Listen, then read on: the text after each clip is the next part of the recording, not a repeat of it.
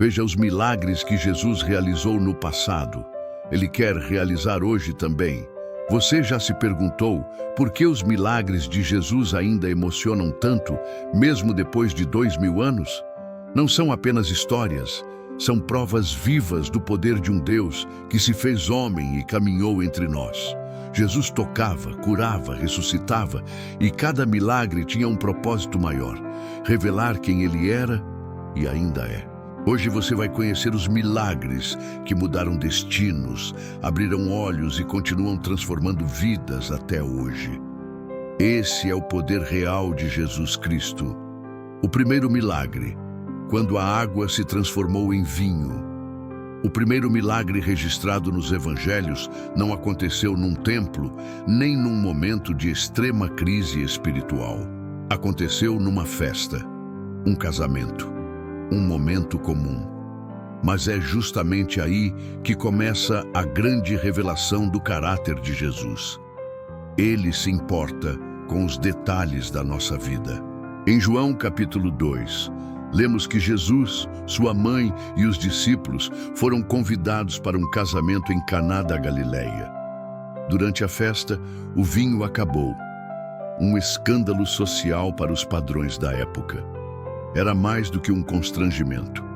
Era uma desonra para os noivos. E foi nesse momento que Maria, sua mãe, se aproximou de Jesus e disse: "Eles não têm mais vinho." Jesus respondeu: "Mulher, que tenho eu contigo? Ainda não é chegada a minha hora." Mas mesmo assim, Maria disse aos serventes: "Façam tudo o que ele mandar." Ali, vemos duas coisas profundas. Primeiro, o coração sensível de Maria, que confia plenamente que Jesus pode intervir. E segundo, a submissão da situação à soberania dele. Maria não pede como quem exige. Ela apenas aponta o problema e confia na resposta.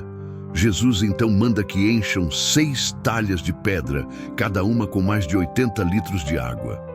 E sem dizer uma palavra mágica, sem fazer um gesto dramático, Jesus transforma aquela água no melhor vinho que os convidados já haviam provado. O mestre Sala, sem saber da origem daquele vinho, se surpreende. Todos servem primeiro o bom vinho, e quando já beberam fartamente, então o inferior, mas tu guardaste o bom vinho até agora. O que isso nos revela sobre os milagres de Jesus? Primeiro, que ele não realiza milagres para impressionar. Ele não fez aquilo publicamente. Apenas os serventes, Maria e os discípulos sabiam. Jesus faz milagres para revelar sua glória, não para buscar aplausos. Segundo, que ele é um Deus de abundância. 6 talhas com cerca de 600 litros de vinho é mais do que o necessário. O milagre não foi apenas suficiente, foi generoso.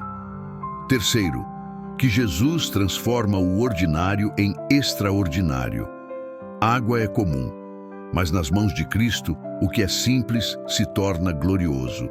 Isso aponta para o que ele faz conosco. Pega a vida seca, sem sabor, sem esperança e transforma em algo novo, cheio de propósito, valor e alegria.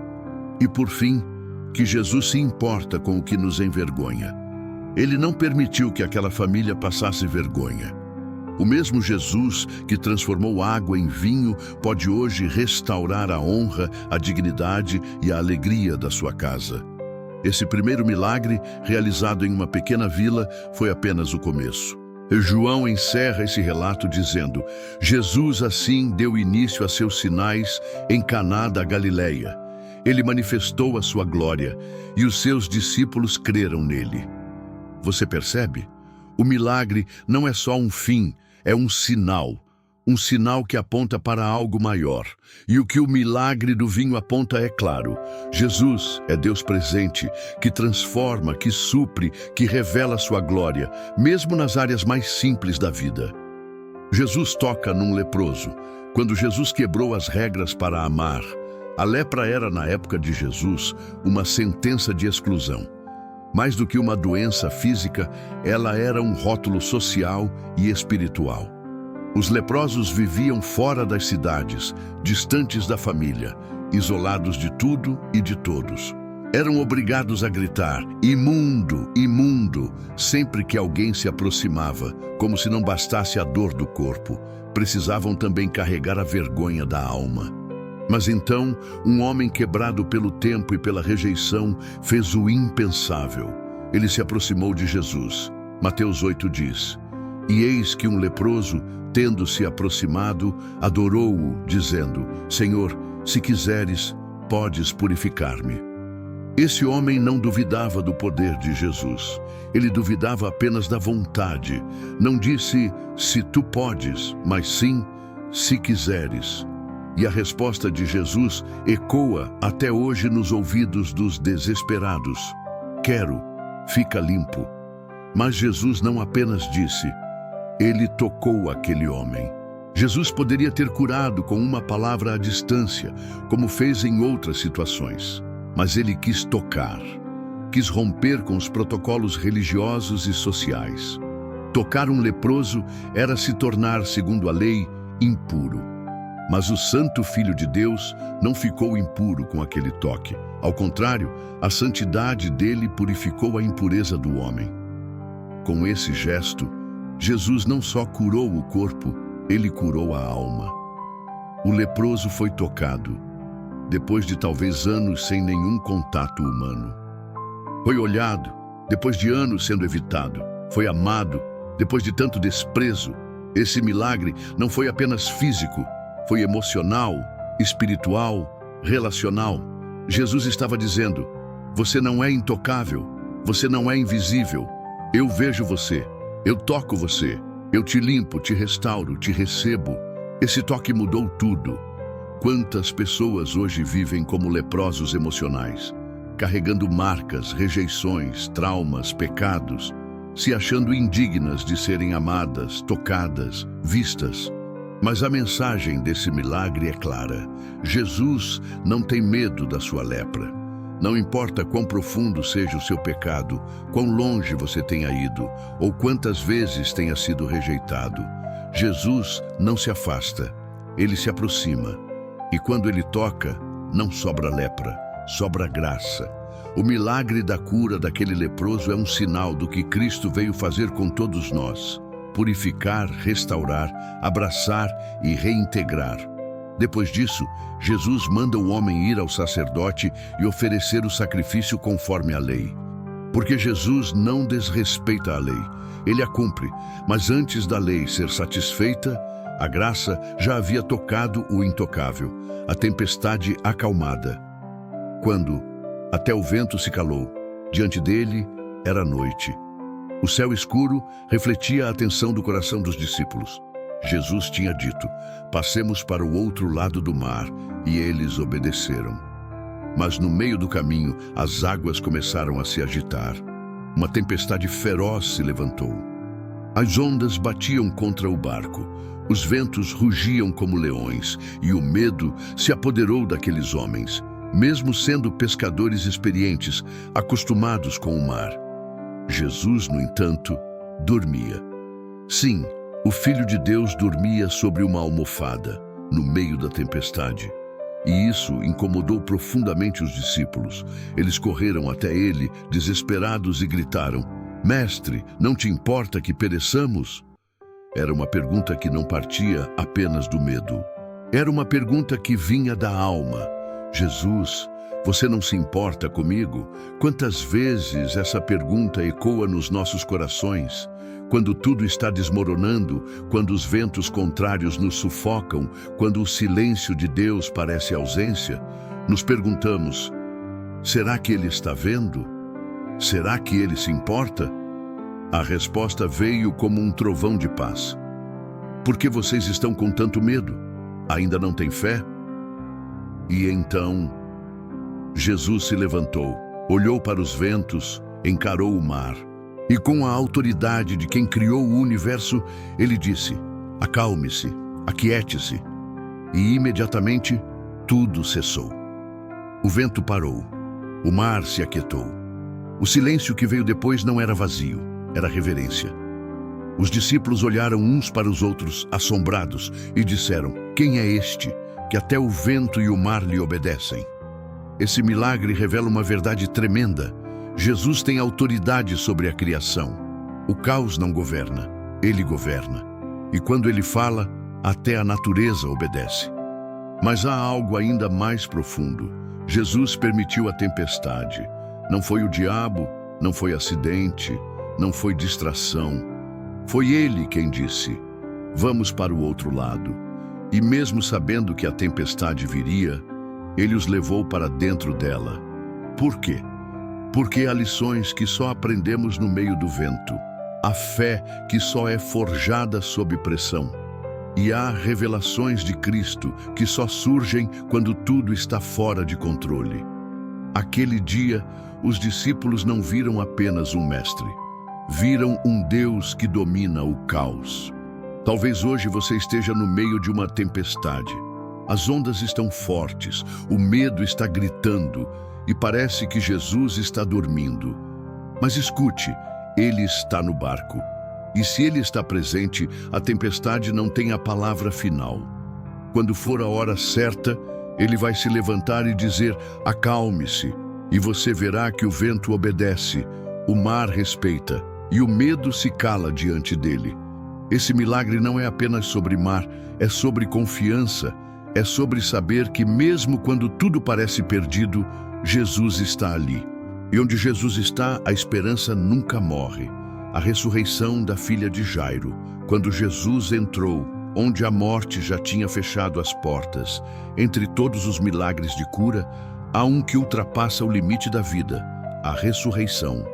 E nesse milagre, Jesus nos mostra que nem a morte é capaz de interromper aquilo que ele decidiu restaurar. Marcos capítulo 5 nos conta a história de Jairo, um chefe da sinagoga. Homem respeitado, religioso, provavelmente com uma reputação a zelar. Mas quando sua filha adoeceu gravemente, tudo isso ficou pequeno. Ele correu até Jesus e, se prostrando aos seus pés, implorou: minha filhinha está morrendo. Vem, impõe as mãos sobre ela para que seja curada e viva. Veja a fé desse pai. Ele não pediu por consolo. Pediu por milagre. Jesus aceitou o pedido e foi com ele. Mas no caminho, enquanto uma multidão o apertava e outro milagre, o da mulher com fluxo de sangue, acontecia, um mensageiro chegou com uma notícia cortante: tua filha já morreu. Não incomodes mais o mestre. Para muitos, ali seria o fim. A morte tinha dado a palavra final. Mas Jesus olhou para Jairo e disse algo poderoso: não temas, crê somente. Ele não disse chore, nem se conforme. Ele disse crê. Jesus chegou a casa. Lá, o cenário era de luto, choro, desespero. E quando ele disse que a menina não estava morta, mas dormia, riram dele. Sim, riram de Jesus. Quantas vezes as pessoas riem da nossa fé? Quantas vezes zombam quando acreditamos que Deus pode reverter situações impossíveis? Mas Jesus não debateu.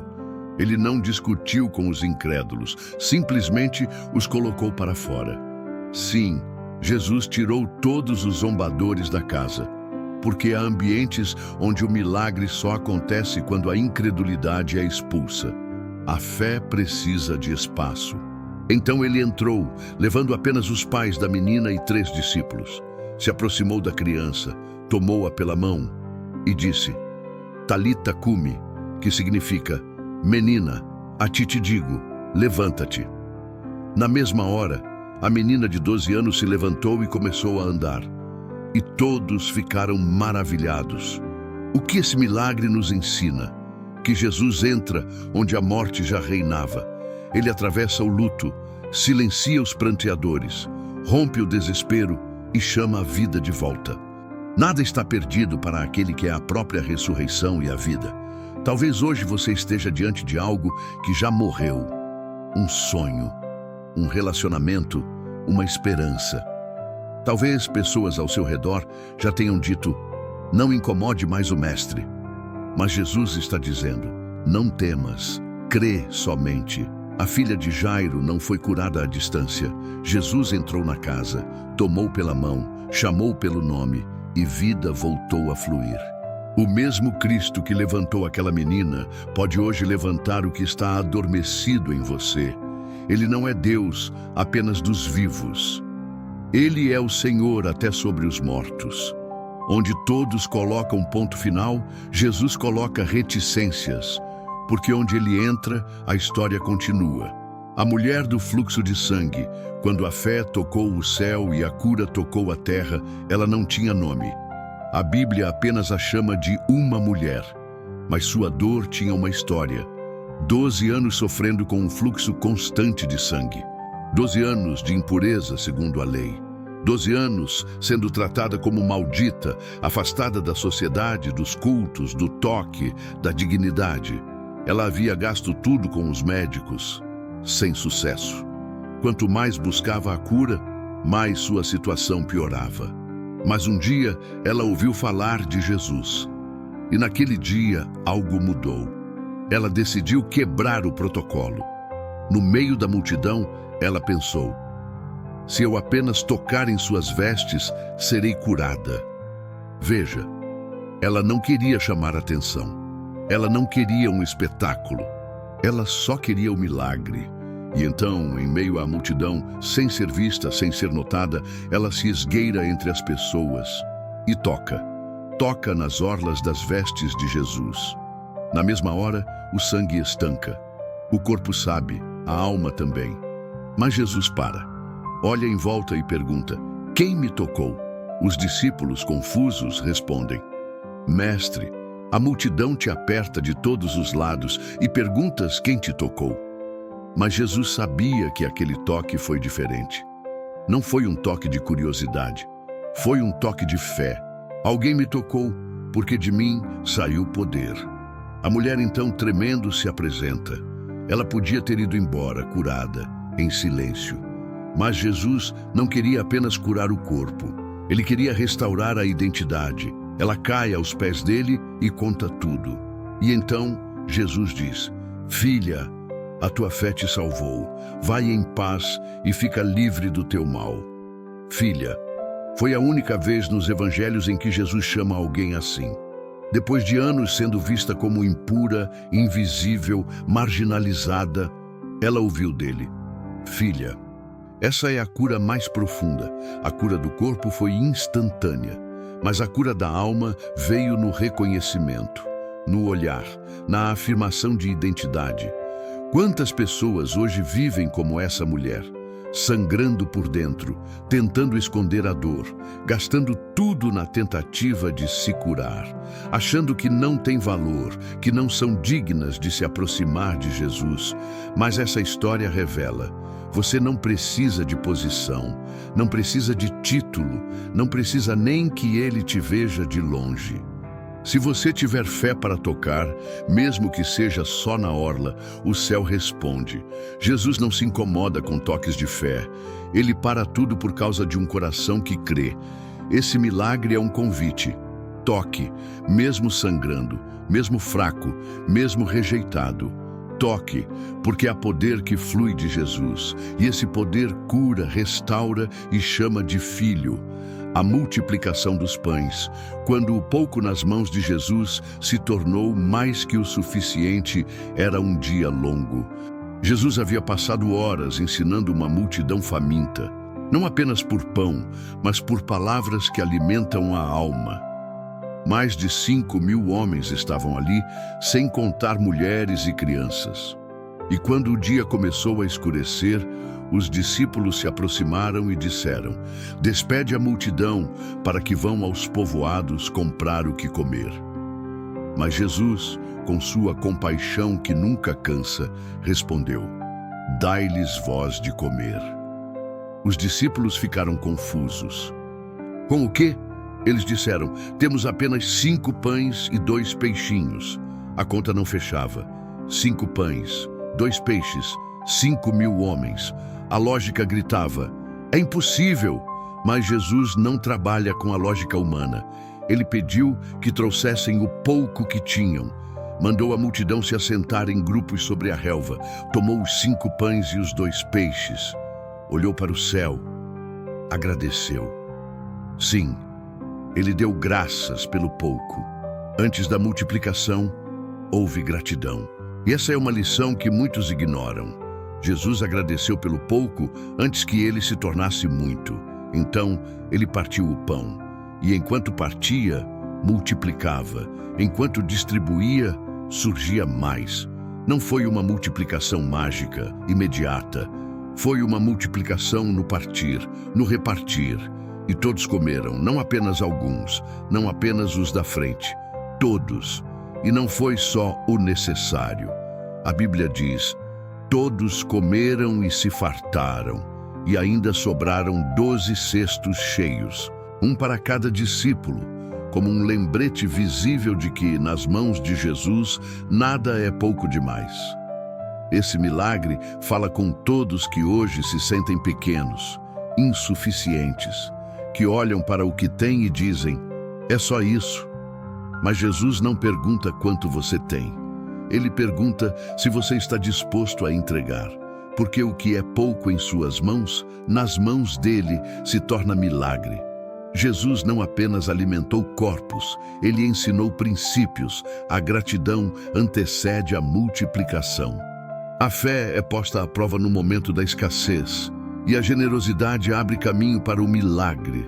Talvez hoje você tenha só um pouco de fé, só um pouco de força, só um pouco de recursos, mas se você entregar, se colocar nas mãos do Mestre, vai ver o que ele é capaz de fazer, porque Jesus é o Deus do mais do que suficiente, o Deus que vê a fome e responde, o Deus que não manda embora, acolhe, que não se cansa da multidão, se compadece. O mesmo Jesus que multiplicou pães naquela tarde continua multiplicando hoje, multiplicando esperança, amor, sustento, consolo. Então, se tudo o que você tem são 5 pães e 2 peixes, entregue, porque você está nas mãos de quem faz o impossível, o cego de nascença. Quando Jesus devolveu a visão que nunca existiu, em João capítulo 9, encontramos uma cena intrigante. Jesus e os discípulos veem um homem cego de nascença. E antes de qualquer ação, surge uma pergunta: Mestre, quem pecou? Este homem ou seus pais, para que nascesse cego? A mentalidade da época associava sofrimento à culpa. Doença era vista como castigo. Mas Jesus corrige essa visão com uma resposta poderosa. Nem ele pecou, nem seus pais, mas foi para que se manifestem nele as obras de Deus. Isso muda tudo. Jesus mostra que nem todo sofrimento é punição. Algumas dores existem para que a glória de Deus se revele. Então, ele cospe no chão, faz lodo com a saliva, aplica nos olhos do cego e diz: vai, lava-te no tanque de Siloé. O homem obedece e, ao lavar o rosto, volta vendo. Pense nisso. Ele não recuperou a visão. Ele viu pela primeira vez na vida. Jesus não restaurou algo perdido, criou algo que nunca existiu. E isso tem um peso espiritual tremendo, porque simboliza não apenas a cura física, mas a salvação. Todos nós nascemos cegos espiritualmente. E só um toque de Jesus pode abrir os nossos olhos para ver a verdade. A cura do cego provocou alvoroço. As pessoas não acreditavam. Religiosos interrogaram o homem, os pais, os vizinhos. O milagre virou caso de tribunal. Os fariseus, incomodados, diziam: este homem não é de Deus, pois não guarda o sábado. Veja a ironia. Homens com olhos saudáveis, mas corações cegos. Homens que viam Jesus, mas não enxergavam quem ele era. Já o ex-cego, simples e direto, respondeu: uma coisa sei, eu era cego e agora vejo. Essa frase se tornou um testemunho eterno, uma declaração de transformação que só o poder de Deus pode realizar. Jesus, ao saber que o homem havia sido expulso da sinagoga, o encontrou. Sim, ele voltou para aquele que foi rejeitado e perguntou: crês tu no Filho de Deus? O homem respondeu: Quem é, Senhor, para que eu nele creia? E Jesus disse: Tu já o viste, é aquele que fala contigo. Ele então se prostra e adora.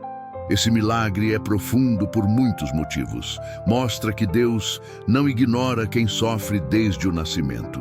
Revela que o propósito da dor pode ser a manifestação da glória. Ensina que a obediência, mesmo sem entender, precede o milagre. E nos lembra que a verdadeira visão é ver a Cristo como Salvador.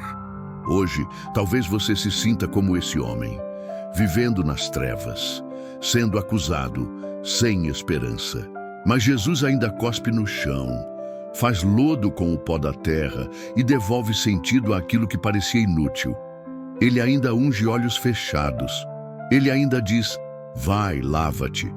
E quando você obedece, algo acontece. Você começa a enxergar, não apenas com os olhos, mas com a alma. E então você pode dizer: eu era cego, mas agora vejo. O milagre da ressurreição de Lázaro. Quando Jesus venceu a morte de forma irreversível, em João capítulo 11, encontramos um dos milagres mais poderosos de Jesus, a ressurreição de Lázaro, seu amigo querido.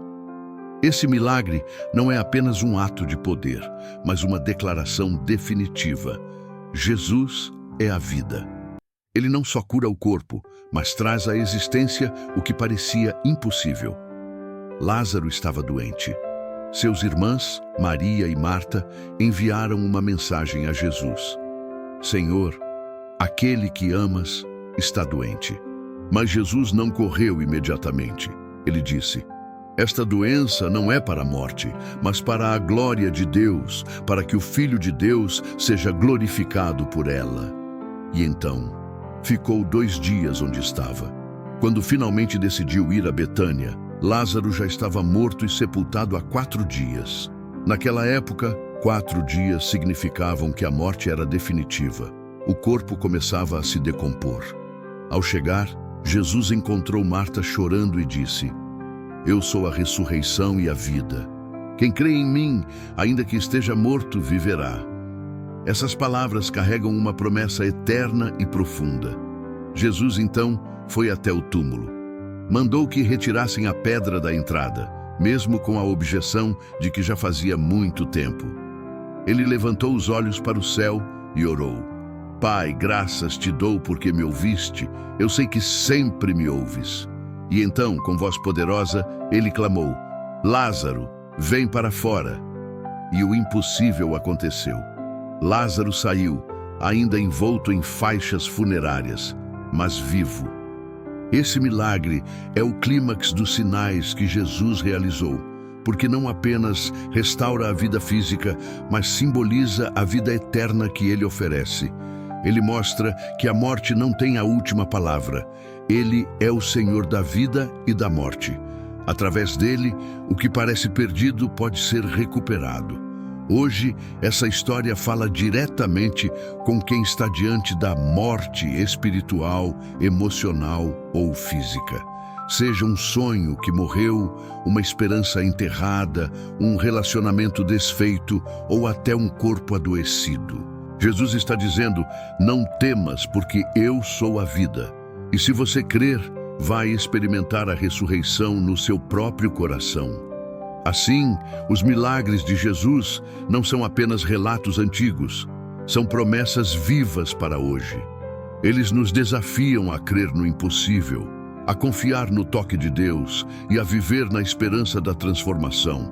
Porque o mesmo Jesus que multiplicou pães, acalmou tempestades, curou cegos, ressuscitou mortos, está aqui agora, pronto para operar milagres na sua vida. Você só precisa crer e permitir que ele toque. Os milagres de Jesus não foram apenas feitos há 2000 anos. Eles são provas vivas do seu poder que continua transformando vidas hoje. Ele cura o quebrantado, levanta o caído, abre os olhos cegos e traz vida onde só há morte. Mas o maior milagre que ele deseja fazer em você é o milagre da salvação, o perdão dos seus pecados e a restauração da sua alma. Hoje, Jesus está te chamando para uma decisão. Deixe para trás tudo o que te prende, arrependa-se dos seus erros e entregue seu coração a Ele. Porque só Jesus tem o poder de mudar o impossível, de dar esperança onde só há desespero, tristeza, angústia, depressão. Só Jesus pode mudar esse quadro. Se você quer experimentar esse milagre na sua vida, comece agora mesmo. Fale com Ele. Peça perdão, peça que Ele entre no seu coração. E para continuar nessa jornada de fé, inspiração e transformação, inscreva-se no canal, ative o sininho para não perder nenhuma mensagem e compartilhe essa esperança com quem você ama. Jesus opera milagres hoje, você só precisa crer.